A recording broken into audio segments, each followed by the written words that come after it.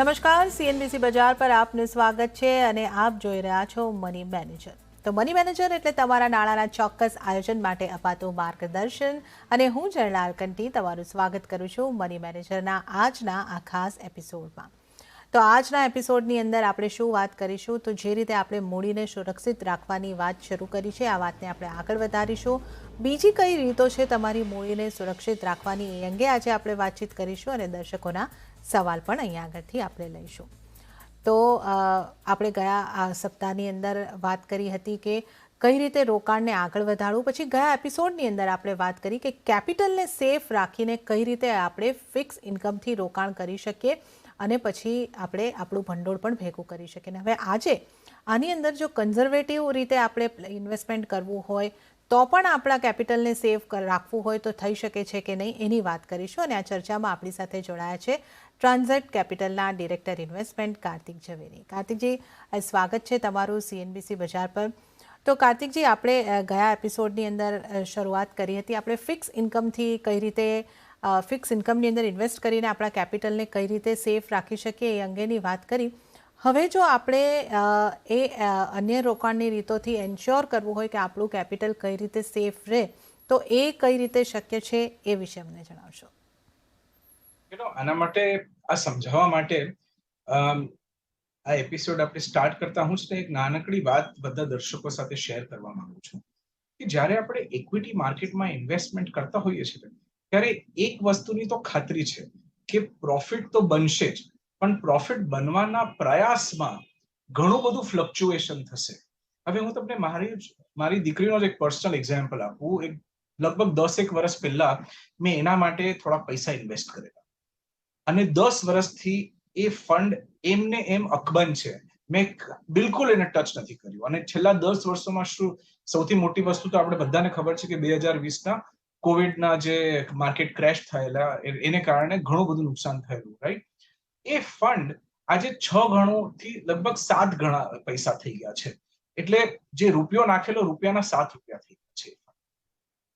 એટલે that means what કે 10 વર્ષ સુધી તમે જો એ ઇન્વેસ્ટમેન્ટને રાખો શેર બજારમાં કે મ્યુચ્યુઅલ ફંડના તરફથી રાખો કે પોર્ટફોલિયો કરો, આ 10 વર્ષમાં માર્કેટ કેટલી બધી વાર 20% નીચે ગયું, 10% નીચે ગયું, 30% પર ગયું અને કોવિડના ટાઈમે 50% પણ નીચે ફોલ થયું.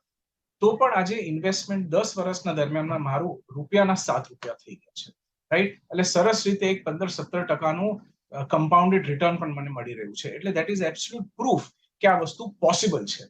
સમજવાની જરૂરત એ છે કે આજે તમે ઇન્વેસ્ટમેન્ટ 8-10 વર્ષ માટે રાખો ને પછી તમારી કેપિટલ ખોવાના કોઈ ચાન્સીસ નથી હોતા. કારણ કે આજની તારીખમાં જો મારા રૂપિયાના 7 થયા હોય તો એ 7 રૂપિયામાંથી આજે માર્કેટ 50% ફરી પણ પડી જાય તો મારી પાસે રૂપિયાના હજી 3.5 તો છે, 4 ગણા તો છે જ પૈસા. એટલે પૈસા ક્યાંય નથી ગયા. અને પછી પાછું માર્કેટનું જ્યારે સાયકલ ફરશે ત્યારે 7 નહીં રહે પણ રૂપિયાના 10 રૂપિયા થશે. એટલે એ નિરંતર થતું રહેશે. That is something we have to understand.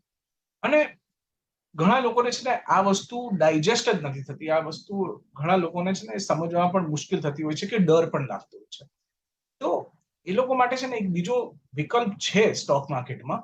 અને ખાસ કરીને આપણા મ્યુચ્યુઅલ ફંડ ઇન્ડસ્ટ્રી એટલું બધું ઇનોવેશન કરતા હોય છે, એટલા બધા નવા ટાઈપના પ્રોડક્ટ્સ લાવતા હોય છે. તો આજે છે ને આપણે એ ટાઈપના પ્રોડક્ટની વાત કરીશું કે જ્યાં કેપિટલ અકબંધ રહે છે. ઓફકોર્સ માર્કેટ સાથે મુવમેન્ટ થશે પણ બહુ મોટું ફ્લક્ચ્યુએશન નહીં થાય, માર્કેટ સાથે ચાલશે. એટલે એક તો આ છે એક્સચેન્જ ટ્રેડેડ ફંડ, ઓકે? અને બીજું આપણે એક બે બીજી અન્ય કોન્ઝર્વેટિવ ઇન્વેસ્ટમેન્ટની વાતો કરશું કે જ્યાં તમે પૈસા નાખો, બહુ જ નસીબ ખરાબ હોય ને તો તરત એમાં કાપ થઈ જશે, પણ અધરવાઇઝ તમે એને 8 વર્ષ, 10 વર્ષ, 20 વર્ષ સુધી પણ રાખશો તો એક સતત તમને ઇન્કમ મળતી રહેશે. એમાંથી સતત તમને પ્રોફિટ મળતો રહેશે. સોરી, ઇન્કમ નહીં, પ્રોફિટ મળતો રહેશે. ઓકે, તો આ એક ખૂબ જ મહત્ત્વની વસ્તુ છે જે કાર્તિકજી અહીંયા આગળથી સમજાવી છે. મારા શબ્દોમાં કહું તો જો તમારે તમારા કેપિટલને સુરક્ષિત રાખવું હોય તો તમારે ધીરજ રાખવી પડશે. 10-15 વર્ષ સુધી તમે તમારા રોકાણની અંદર બનેલા રહો એટલી તમારી પાસે ધીરજ હોય તો ચોક્કસપણે તમારું કેપિટલ જે છે એ સુરક્ષિત રહેવાનું છે. પછી આખા શેર માર્કેટની અંદર આ સમયગાળા આખા દરમિયાન ગમે એટલા મોટા અપ્સ એન્ડ ડાઉન્સ આવે છે છતાં પણ તમારું કેપિટલ સુરક્ષિત રહી શકે છે. એ અહીંયા આગળથી આપણને સમજાવવાનો પ્રયત્ન થઈ રહ્યો છે. છતાં પણ જો આપણે હજી આપણાની અંદર ડર છે કે ભાઈ વધારે પડતું માર્કેટ તૂટશે, તો આ ડરની ઉપર કઈ રીતે કાબૂ મેળવી શકીએ, આને માટે આપણે કેવી રણનીતિ અપનાવવાની, એ ચર્ચા આપણે અહીંયાથી આગળ વધારી રહ્યા છે. તો કાર્તિકજી, ETF અને અન્ય કન્ઝર્વેટિવ રોકાણની જે સ્ટ્રેટેજીની આપણે વાત કરવાની છે, ત્યાં તમે કઈ રીતના વિકલ્પો જોઈ રહ્યા છો? સો આ છે ને બધા એવા ટાઈપના પ્રોડક્ટ્સ હોય છે કે જ્યાં તમને 10 થી 12% રિટર્ન મળે છે. એટલે આપણે આ શો કરતા પહેલા મેં થોડું આની પર રિસર્ચ કરેલું, તો મને એ જોયું અને મને આનંદ થયો એ રિસર્ચ કરીને કે લગભગ છેલ્લા 10 વર્ષનું પણ એવરેજ રિટર્ન લગભગ 10 થી 12% ચાલે છે. એટલે આજે તમે ETF-માં જો ઇન્વેસ્ટ કરી નાખો તો તમને 10 થી 12% રિટર્ન તો મળે જ છે. એટલે દેટ મીન્સ દર 6 થી 7 વર્ષે તમારા પૈસા ડબલ થવાના છે. એક બીજી પણ વસ્તુ, આમાં એક નેગેટિવ વસ્તુ પણ મને ખબર પડી. નેગેટિવ એ છે કે પછી આમાં છે ને રિટર્ન વધારે થવાના ચાન્સીસ નથી. એટલે જ્યારે માર્કેટમાં બેફામ તેજી આવે છે ને, ત્યારે પણ તમારું આ બધું ફંડ બહુ ખાસ ચાલશે નહીં, કારણ કે આ છે ને એક ઇન્ડેક્સને કોપી કરી રહ્યું છે. એટલે પછી આ ઇન્ડેક્સ તમારું નિફ્ટી હોય કે ઇન્ડેક્સ તમારું કોઈ બીજું હોય, પણ તમારું એક ઇન્ડેક્સ લઈને આ ફંડ ચાલશે. એટલે આમાં છે ને પછી પરફોર્મન્સ આપણે બહુ મોટી એક્સપેક્ટેશન ના રાખી શકીએ, પણ આઈ વુડ સે કે એટલીસ્ટ એક મિનિમમ 5 વર્ષ રૂપિયા આમાં રાખો ને, તો ગમે તેટલું જે 5 વર્ષનું જે પહેલું જે ઇનિશિયલ ફ્લક્ચ્યુએશન છે એ એકવાર નીકળી જશે, પછી તમારી કેપિટલ તો બહુ નીચે થઈ જશે અને તમને તમારો 10-12% બહુ કમ્ફર્ટેબલી મળશે. એટલે આ એક એવી વસ્તુ છે કે સિનિયર સિટીઝન્સને થોડું કરવું હોય ને તો કરી શકે, કે ટેન્શન ઓછું, બહુ ફ્લક્ચ્યુએશન પણ નહીં, પણ એક સરસ રીતે 10-12%નું રિટર્ન મળી જ શકે.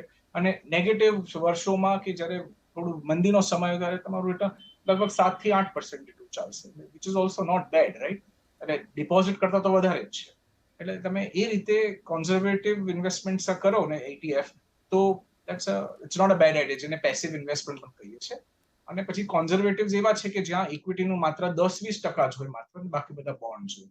એની વાત પણ આપણે આગળ કરીશું.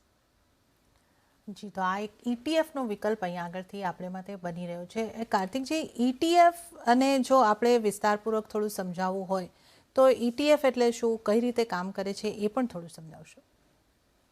એકચ્યુઅલી સારું કર્યું તમે આ યાદ કર્યું. ઘણા બધા લોકોને છે ને ઘણીવાર ETF શું એ જ નથી ખબર હોતી. એક્સચેન્જ ટ્રેડેડ ફંડ, આ એક શેરની જેમ, જે રીતે તમે ઇન્ફોસિસના શેર લો છો ને માર્કેટમાંથી, એ રીતે તમે આ ETF ફંડ પણ તમે માર્કેટમાંથી લઈ શકો છો. એક મ્યુચ્યુઅલ ફંડ જેમ જ કામ કરે છે. હવે દાખલા તરીકે જો ETF હોય ને, નિફ્ટીનું ETF હોય, તો દેટ મીન્સ નિફ્ટીના જે 50 શેર છે ને, 50 કંપનીઓ છે, એક્ઝેક્ટલી એ 50 કંપનીઓ જ આ ETF-માં પણ હશે.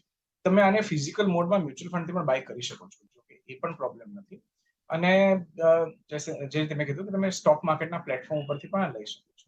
આમાં એક્સપેન્સીસ બહુ ઓછા હોય છે, અને જે નોર્મલ મ્યુચ્યુઅલ ફંડ તમને 2 થી 2.5% જેટલું જે ચાર્જ કરતું હોય છે, ફંડ મેનેજમેન્ટ ચાર્જ 2 થી 2.5 વચ્ચે, તો અહીંયાનું ફંડ મેનેજર બહુ જ નાનકડો ચાર્જ હોય છે. લગભગ નહીં તો લગભગ 5% થી લઈને 0.5% જેટલો મેક્સિમમ એટલો ચાર્જ હોય છે. અલગ અલગ ફંડના અલગ અલગ ચાર્જ હોય છે. ચાર્જ એ બહુ ઓછો હોય છે, પણ it's a very simple copy of the index. હવે આમાં તમારી પાસે વેરાયટી પણ છે આજકાલ. તમારે ઈચ્છા થાય ને કે બેન્કિંગ વાળું એક ઇન્ડેક્સ કરવું છે તો એ કરી શકો છો, ઇન્ફ્રા વાળું ઇન્ડેક્સ કરવું છે એ કરી શકો છો, ઇન્ટરનેશનલ તમારે હેંગસેંગમાં ઇન્વેસ્ટમેન્ટ કરવું છે, ચાઇનામાં કરવું છે, કે તમારે અમેરિકામાં નેસ્ડેકમાં કરવું છે, તો એ બધા ટાઈપના પણ ઇન્ડેક્સ પણ ઘણા બધા આવે છે. તમારે મોમેન્ટમ સ્ટ્રેટેજી ચલાવી હોય ને, તો એના માટે તમને એક્સચેન્જ ટ્રેડ ફંડ મળે. એટલે તમારી પાસે ઘણી બધી વસ્તુઓ છે. એક્સચેન્જ ટ્રેડેડ ફંડમાં તમે વેરાયટી ઘણી બધી છે, તમે લઈ શકો છો, પણ લઈને રૂલ સમજો, 5 વર્ષ તો એટલીસ્ટ રાખી મૂકો, પછી તમે 10-12% તમે એક્સપેક્ટ કરી શકો. પ્લસ માય વોલેટિલિટી ઓછી, અને જે રીતે ઇન્ડેક્સ ચાલશે એ રીતે આ ચાલશે. ઓકે, તો ETF અહીંયા આગળથી તમે સમજી રહ્યા છો કે અહીંયા આગળ તમે મ્યુચ્યુઅલ ફંડની જેમ જ અહીંયા આગળ રોકાણ કરી શકો છો. તમારે ખાસ ધ્યાન રાખવાનું છે કે ETF-માં રોકાણ કરો છો, વિકલ્પો ઘણા બધા છે, એને પસંદ કરી શકો છો, અને તમારે 5 વર્ષ માટે તો એની અંદર સતત રોકાણ કરતા રહેવાનું છે, રોકાણને ચાલુ રાખવાનું છે. તો તમને અહીંયા આગળ તમારા કેપિટલને સેફ રાખવાનું છે, તમારું ધ્યેય છે એ તો નિશ્ચિતપણે મળશે, પરંતુ અહીંયા આગળ જે છે તમારા જે રિટર્ન છે, એક નિશ્ચિત રિટર્ન તમને મળવાના છે, એના કરતાં વધારે રિટર્ન મળવાની સંભાવના અહીંયા આગળ રહેતી નથી. તો આ એક વિકલ્પ પણ છે જે આપણે અહીંયા આગળથી ડિસ્કસ કરી લીધો છે. કાર્તિકજી, હવે આ બધા વિકલ્પો આપણે ડિસ્કસ કર્યા છે, આ ઉપરાંત પણ હજી અન્ય કોઈ વિકલ્પો છે? યસ, જે આપણે કોન્ઝર્વેટિવ હાઇબ્રિડની વાત કરી ને, હવે એક જમાનામાં છે ને આનું નામ અલગ હતું. થોડા વર્ષો પહેલા આનું નામ MIP હતું, મંથલી ઇન્કમ પ્લાન કરીને. પણ પછી છે ને એમાં ઘણું બધું મિસસેલિંગ થવા માંડ્યું, કારણ કે લોકોને મંથલી ઇન્કમ પ્લાન એટલે પછી લોકો એક્સપેક્ટ કરે કે મંથલી ઇન્કમ મળે, કારણ કે નામ જ એવી રીતે, રાઈટ? તો પછી એ લોકોએ નામ ચેન્જ કરી નાખ્યું, કોન્ઝર્વેટિવ હાઇબ્રિડ કર્યું, કારણ કે જરૂરી નથી કે દર મહિને ઇન્કમ મળે, ગેરંટીડ નથી. પણ આ ફંડમાં બેસિકલી શું થાય છે કે આમાં લગભગ 20% જેટલું ઇક્વિટી એક્સપોઝર હોય છે. એટલે દાખલા તરીકે તમે ₹100 જો ઇન્વેસ્ટ કરો ને, તો ₹100માંથી ₹20 શેર બજારમાં જશે અને બાકીના ₹80 જે છે એ બોન્ડ બજારમાં જશે, એટલે બોન્ડ માર્કેટમાં જશે. એટલે એ પ્રમાણે લોકો કોમ્બિનેશન કરતા મેં આ જરા સ્ટડી કર્યું તો મને દેખાયું કે છેલ્લા 8-10 વર્ષનું એવરેજ લગભગ 8-9% જેટલું ચાલે છે. ખરાબ સમયમાં એ 7% પણ થઈ જાય છે અને બહુ જ સારા સમયમાં લગભગ 10% સુધી ચાલી જાય છે. એટલે it's not a bad idea. 20% ખાલી તમારો પૈસા ઇક્વિટી બજારમાં છે, 80% બહાર છે. અને એવી કોમ્બિનેશન કરતા આ પ્રોડક્ટ્સ લેતા તમને જો ઘરે 8-9% જેટલું છૂટતું હોય તો it's not a bad idea, right? પણ આમાં પ્રોબ્લેમ ક્યાં આવ્યો મને કે આમાં ટેક્સેશન વધારે, કારણ કે આ છે ને ડેટ ફંડનું પ્રોડક્ટ થઈ ગયો, રાઈટ? તો ડેટ ફંડના પ્રોડક્ટમાં કેપિટલ ગેઇન્સ વધારે હોય છે ઇક્વિટી કરતા. એટલે એક વસ્તુ એ ધ્યાનમાં રાખવી જરૂરી છે. અને જે પર્સનલી મને જે ગમે છે, જે ક્લાયન્ટ્સ માટે ઘણા બધા વર્ષોથી કરી રહ્યો છું, મને છે ને લગભગ 38% થી 40%નું હું આ એલોકેશન રાખું છું. એટલે આ બધા પ્રોડક્ટ્સમાં 20-20% છે અને એવું કોઈ પ્રોડક્ટ નથી મળતું કે જ્યાં ડાયરેક્ટલી તમે 40 કરી શકો. એકાદ છે, એક કે બે, પણ it's not again debt product થઈ જાય છે. પણ માય પર્સનલ ફેવરેટ ઇઝ કે 35 થી 40% જેટલા પૈસા ઇક્વિટીમાં રાખવાના અને પછી બાકીના તમે જો બોન્ડ બજારમાં કરો તો ઇટ્સ ક્વાઇટ ઇન્ટરેસ્ટિંગ. ઓકે, તો અહીંયા આગળ આપણે કન્ઝર્વેટિવ હાઇબ્રિડની પણ વાત કરી છે. એની અંદર તમે તમારા કેપિટલને સેવ રાખો એ રાખી શકો, એ માટેનું રોકાણ ચોક્કસપણે કરી શકો છો. પણ ટેક્સેશનને આ બધી ગણતરી અહીંયા આગળથી પણ તમારે કરવાની રહેશે. કાર્તિકજી, અહીંયા તમે કીધું કે તમારું પર્સનલ ફેવરેટ 40% ઇક્વિટી છે, એટલે આ કઈ રીતનું છે અને આવી સ્ટ્રેટેજી બનાવવી હોય તો કઈ રીતે બનાવી શકાય? 40% એટલે એક આશરે નંબર છે. એક જમાનામાં છે 36% બરાબર ચાલતું હતું, એક જમાનામાં 38%. એટલે જેમ જેમ વ્યાજ દરોમાં ફેરફાર થાય ને એમ આપણું એલોકેશન ચેન્જ થઈ જાય. પણ મૂળ રીતે આપણે સિમ્પલ રીતે સમજાવવા માટે એમ વિચાર કરીને ચાલીએ કે ₹100માંથી ₹40 ઇક્વિટી ફંડમાં નાખીએ અને 60% આપણે ડેટ ફંડમાં નાખીએ, કે પછી બોન્ડ લઈએ, કે પછી એમાંથી આપણે ડેટ ફંડના રિટર્ન અત્યારે કંઈક બહુ 4-5%થી વધારે નથી, એટલે અત્યારે અમે આજકાલ એ નથી કરતા. પણ અમે સજેશન એવું આપીએ છીએ કે તમે ફિક્સ ડિપોઝિટ જુઓ, કે પછી કોઈ સારી એનબીએફસી, AAA એનબીએફસી માંથી તમે 5 વર્ષ સુધી ડિપોઝિટ કરો, કાં તો પછી જે સ્ટેટ ગવર્મેન્ટના બોન્ડ છે, જે મને ઘણા ગમે છે, જે 9-9.5%નું રિટર્ન આપે છે. એટલે અમે શું કરીએ કે 60% પૈસા એવા ટાઈપના બોન્ડ ઇન્વેસ્ટમેન્ટમાં કરી નાખીએ, 40% પૈસા ઇક્વિટી ફંડ્સમાં લઈએ. એટલે ઇક્વિટી ફંડ્સમાં લેવાથી શું થાય કે 40% જે કે ₹40 મારા છે એમાં મને ગ્રોથ મળે છે, એમાં ટેક્સેશન પણ બહુ કંટ્રોલમાં છે, બહુ જ સરસ રીતે ચાલે છે. અને બાકીના મારા ₹60 જે બોન્ડ બજારમાં છે એને હું મેક્સિમાઇઝ કરવાની કોશિશ કરું, કે પછી ઇન્સ્યોરન્સ પોલિસીઓ લઉં કે બોન્ડ સીધા સ્ટેટ ગવર્મેન્ટ બોન્ડ લઈ લઉં, જે વસ્તુ જે સમયે સારી દેખાતી હોય એ પ્રમાણે અમે એનું સિલેક્શન કરતા હોઈએ છીએ. એટલે આ છે ને બનાવવું પડે છે કસ્ટમાઇઝ રીતે, અને સમયસર આના પ્રોડક્ટ્સ ચેન્જ થતા રહે છે. પણ બેસિક રીતે 40% ઇક્વિટી ફંડ, 60% આઉટસાઇડ અને ઇન્ટુ સમ ફિક્સ્ડ ઇન્કમ પ્રોડક્ટ. એટલે એ ટાઈપનું કોમ્બિનેશન કરીએ ને તો ઘણી બધી વાર આ સ્ટ્રેટેજી 9-10% બહુ જ સરસ રીતે ને આફ્ટર ટેક્સ આટલા રિટર્ન આપી દે છે અને બહુ જ મજબૂત સ્ટ્રેટેજી છે. ઘણું બધું આનું બેક ટેસ્ટિંગ પણ જોયું છે, કર્યું છે. સતત વર્ષોના વર્ષો સુધી ચાલે છે. એટલે આપણે છે ને આને બેઉને કોમ્બિનેશનમાં એક પોર્ટફોલિયો તરીકે જોવાનું. એટલે સ્ટેટમેન્ટ આનું પણ અલગ હોય, આનું પણ અલગ હોય, પણ આપણે એને મિક્સ કરીને પછી ટોટલ મારીને જોવાનું કે દર વર્ષે કઈ રીતે આપણું કામકાજ થાય છે. કે ઇક્વિટી બજાર તમને ખબર છે, કોઈક વાર ઉપર હશે, કોઈક વાર મંદીના સમય થોડું નીચે પણ હોય, પણ ત્યારે આપણે બોન્ડ માર્કેટમાં પણ કંઈક ને કંઈક મળતું હોય છે. કોમ્બિનેશન કરીએ ને તો બહુ સરસ એક સ્ટેડી અને સોલિડ રિટર્ન મળે છે. અને ઘણી હદ સુધી, એટલે આઈ વુડ સે 80-90% સુધી તમને એવું લાગશે કે મારું કેપિટલ પ્રોટેક્ટેડ છે. એટલે 10 વર્ષમાંથી 8-9 વર્ષ તો તમને કમ્પ્લીટલી પ્રોટેક્શન છે. અને એકવાર તમારું ઇન્વેસ્ટમેન્ટ 8-10 વર્ષ મેચ્યોર થઈ ગયું તો તમે જોશો કે હવે તો કેપિટલ જવાનો કોઈ સવાલ જ નથી.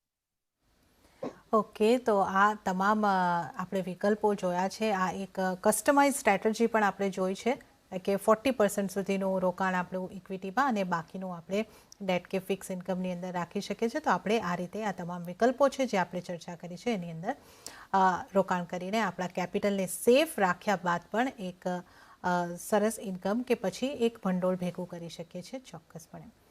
તો આ એક સરસ ચર્ચા આપણી ચાલી રહી છે, પરંતુ અહીંયા આગળ સમય થઈ રહ્યો છે એક નાનકડા વિરામનો. તો લઈશું નાનકડો વિરામ અને ત્યારબાદ આપણે દર્શકોના સવાલ જવાબ લઈશું.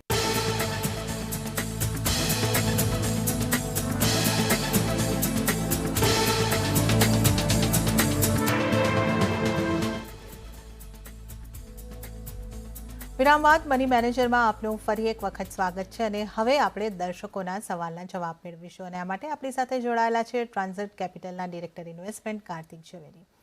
કાર્તિકજી, પહેલો સવાલ જે આવ્યો છે આયુષભાઈનો આવ્યો છે.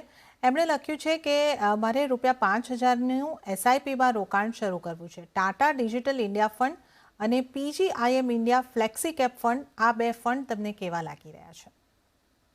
ફ્લેક્સી કેપ તો ઓલ સીઝન ફંડ છે, એટલે ગમે તેવી સીઝન હોય, ગમે તેવી માર્કેટની પરિસ્થિતિ હોય, flexi cap is a very good idea અને એમાં સતત ઇન્વેસ્ટમેન્ટ કરતા રહો. આગળના 10 વર્ષો માટે મને એવું લાગે છે કે ટેકનોલોજીમાં તો ઘણું બધું થવાનું છે. Artificial intelligence, robotics, drone technology, એટલે એમાં અસંખ્ય વસ્તુઓ છે જે થઈ શકે. એટલે તમે કોઈ પણ ડાટાનું ડિજિટલ ફંડ લો, કોઈ બીજું ડિજિટલ ફંડ લો, આઈટી ક્ષેત્રમાં તમારું ઇન્વેસ્ટમેન્ટ ફળ પામશે.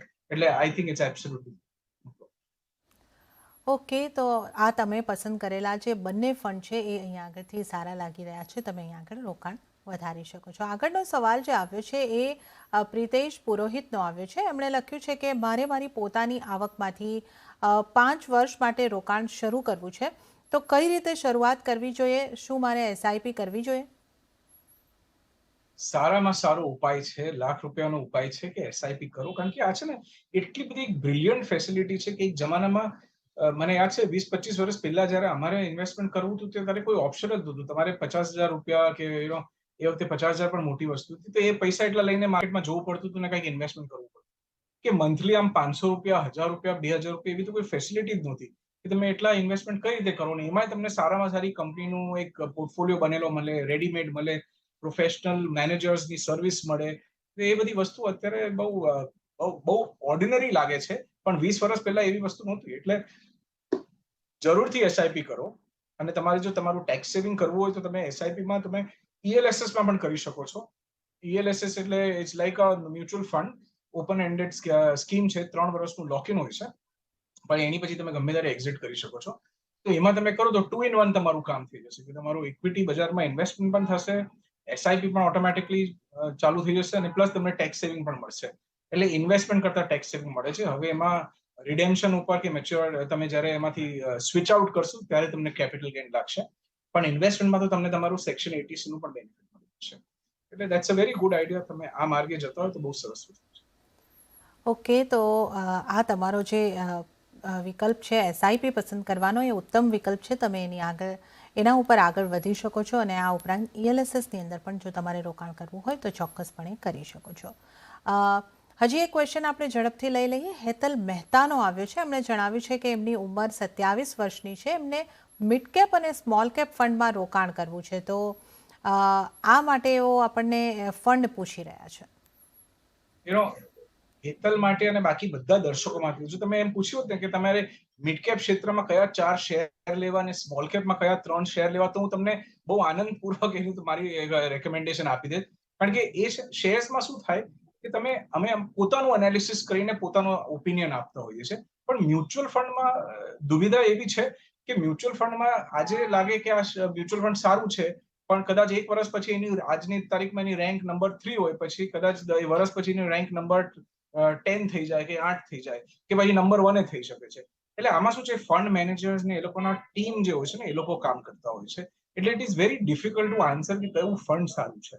બહુ કોમન સેન્સ વાપરીએ ને તો પછી મની કંટ્રોલ ઉપર અને વેલ્યુ રિસર્ચમાં તમને ફ્રીમાં આ બધી ઇન્ફોર્મેશન આવે છે કે છેલ્લા 1 વર્ષમાં કયા ટોપ પરફોર્મર્સ હતા, 3 વર્ષના કયા ટોપ હતા, 5 વર્ષે કયા ટોપ હતા, અને છેલ્લા 10 વર્ષનું પણ કોનું પરફોર્મન્સ સારામાં સારું છે.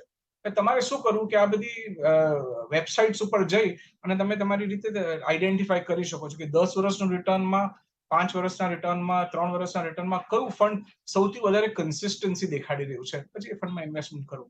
કાં તો પછી ઇવન સિમ્પલર ટોપ 5 માંથી તમે કોઈ પણ 1 કે 2 ચૂઝ કરી નાખો અને મ્યુચ્યુઅલ ફંડ તમે સ્મોલ કેપ ચૂઝ કરી લો, એ રીતે મિડ કેપ ચૂઝ કરી લો. 2 થી વધારે ફંડ ના કરતા, અને એક 2 ફંડ મ્યુચ્યુઅલ ફંડ મિડ કેપના, 2 ફંડ સ્મોલ કેપના. પછી તમે બીજા લોકો માટે પણ કહી દઈએ કે 2 ફંડ તમે લાર્જ કેપના પણ લઈ લો, અને આ 6 ફંડ અલગ અલગ એએમસી માંથી લો. એટલે તમારું વ્યવસ્થિત રીતે ડાયવર્સિફિકેશન થઈ ગયું. તમે ફંડ બરાબર લઈ લીધા, તમારી પાસે અલગ અલગ ટીમ તમારા પૈસા સાચવશે. એટલે એ રીતે તમે સરસ રીતે કરી શકો છો. એક ફંડનું રેકમેન્ડેશન આપવું ઇઝ અ લિટલ ડિફિકલ્ટ.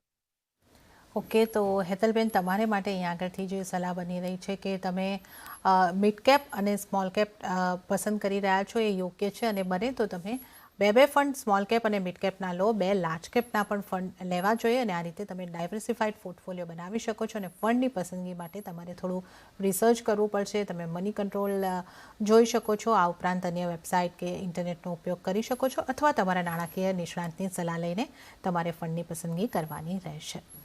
તો કાર્તિકજી, સમય થઈ રહ્યો છે આપની પાસેથી રજા લેવાનો. આપનો ખૂબ ખૂબ આભાર. તમે અમારી સાથે જોડાયા, સમય ફાળવ્યો અને અમારા દર્શકો માટે એક સરસ મજાનું માર્ગદર્શન આપ્યું. આપનો ખૂબ ખૂબ આભાર. તો આ સાથે જ સૌ દર્શકોને જણાવી દઈએ કે પર્સનલ ફાઇનાન્સના તમારા સવાલ હોય તો અમને ચોક્કસ લખી મોકલો. આ માટે અમારું ઈમેલ એડ્રેસ જે છે એ નોંધી લેશો. તમારા સવાલ, તમારું નામ, શહેર અને ઉંમર સાથે મોકલજો. ઈમેલ કરો અમને money@nw18.com પર. ફેસબુક પર લખો અમને facebook.com/CNBC બજાર પર, અને ટ્વીટ પણ કરી શકો છો twitter.com/CNBC બજાર પર.